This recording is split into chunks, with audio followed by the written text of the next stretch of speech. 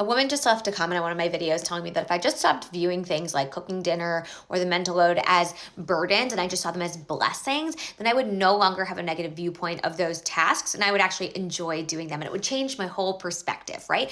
But this message is said to women in so many different ways, but I feel like the intent is always exactly the same. The intent is to keep that work invisible and unseen. People do not want to hear about the work that women have been doing forever. They don't want to know how much invisible labor women are doing, how much emotional labor, how much mental load they carry. They don't want to hear about that. They want us to keep that in the shadows because if we do that, then the work doesn't exist and it doesn't have value. When women talk about the work that goes into doing all of these things, it brings to light that it exists.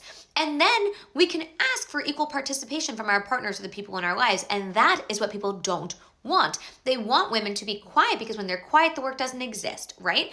Also, this narrative that me viewing cooking dinner as a burden means I don't see the blessing that it is to feed my children. Both things can be true. I can know that it is a blessing that I have food to feed my children. And I can still talk about the work and burden that is having to meal plan and cook.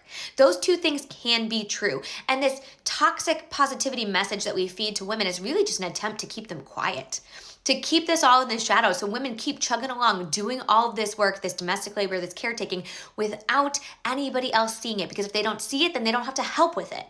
This is not a new tactic. It is meant to silence women. It is meant to keep women doing the bulk of the work. And I'm sorry, but I'm not going to stop talking about it. And it's not negative to say that the work exists. It's not negative to say, hey, you know what? I actually don't like grocery shopping. It's a lot of work. I have to get there, I have to bring the kids, I have to have a list. It's a whole thing. I don't like doing that. It does not mean I'm not thankful to have the food. Okay? We can be both things. Women can do both things, right? And also, when we start talking about the work, it's always so interesting that if a man says he hates grocery shopping, people say, that's okay. He doesn't have to like shopping. But when a woman says it, they say, be thankful you can feed your kids.